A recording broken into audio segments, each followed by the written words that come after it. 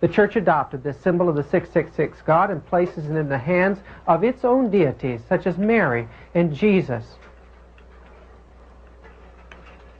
Another form of holding up the universe is seen as being done by Catholicos or Atlas in this picture.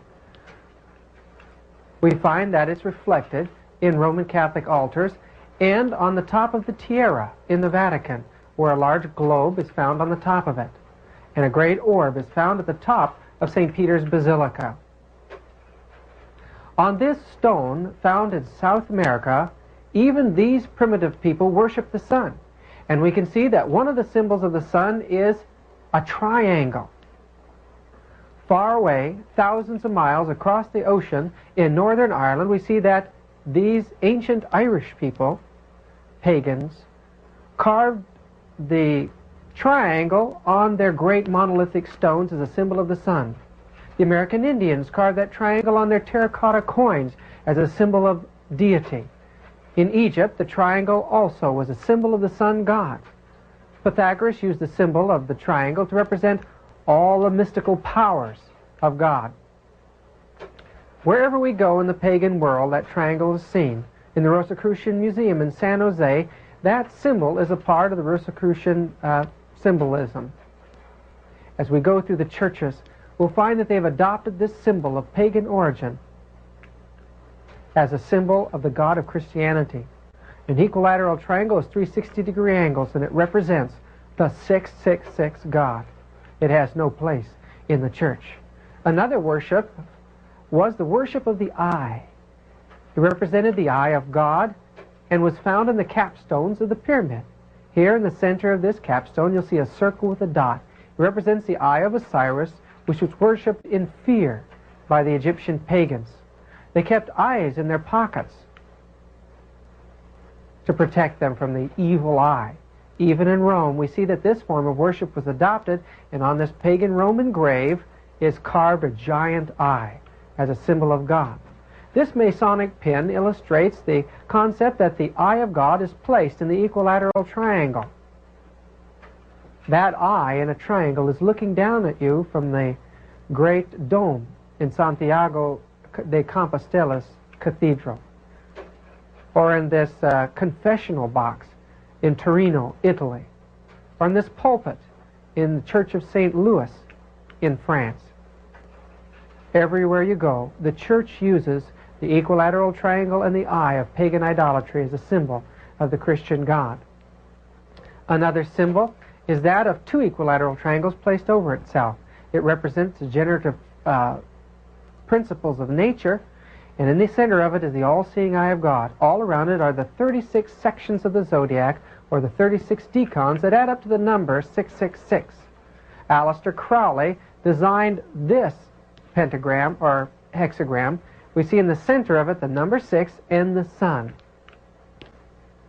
These symbols are found in the Christian churches as well as in the system of pagan idolatry.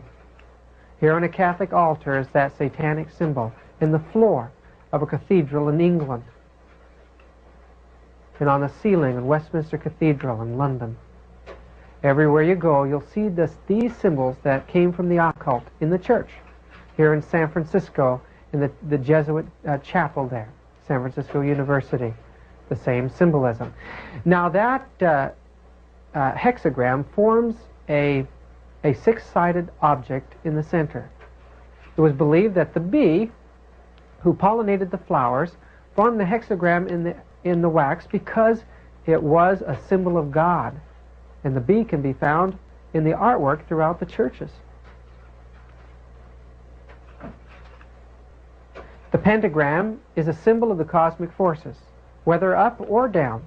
We find it used in Satan worship, as well as in the worship of Lucifer. But here you'll find that symbol on Catholic altars and in floors.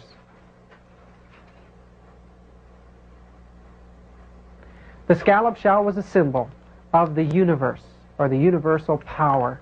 We see it reflected in many ways here on the head of Neptune, ruler of the seas, or here held up by Atlas or Catholicos. On this Roman grave in Rome, Italy, the scallop shell represents the universe, and the stairway represents the stairways to heaven. Venus is being born on that pagan symbol, the scallop shell, and here in the scallop shell, she's disrobing herself. This is a Greek coin with a scallop shell. And here a pagan Venus stands with a scallop shell open, a symbol of sexual fertility. The church adopted that sexual symbol, that symbol of cosmic forces, and you'll find it throughout the churches today. Even in St. Peter's Basilica, we see a great painting of Jesus being sprinkled by a scallop shell. In Santiago de Compostela, that scallop shell represents the brother of Jesus, St. James. And we find these shells are used as fonts to hold the holy water for people that enter the churches. In Westminster Cathedral, beneath the floors of the church, is a chapel for funerals. If you look carefully at the apex of the arches, where the symbol of deity should be, they've placed a great gold scallop shell.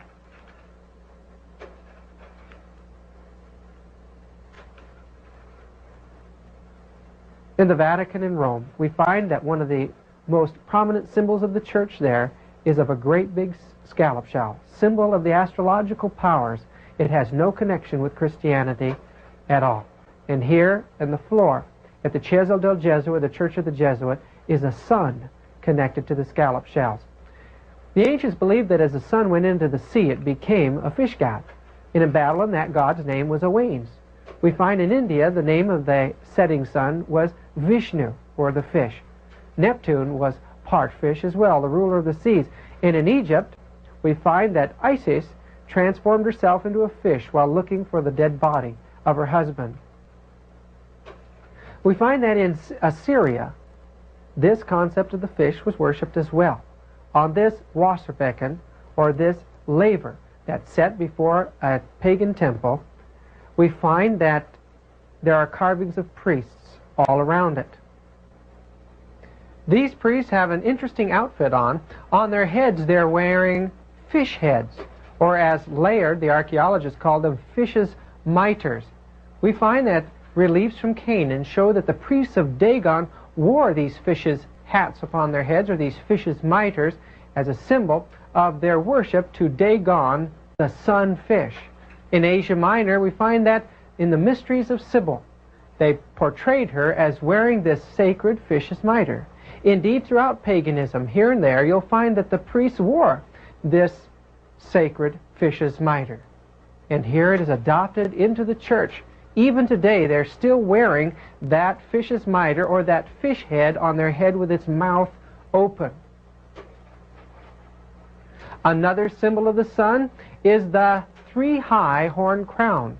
It was a symbol that the sun ruled the heavens, the earth, and the world of the dead, or the underworld. It can be seen reflected in the artwork throughout the pagan world.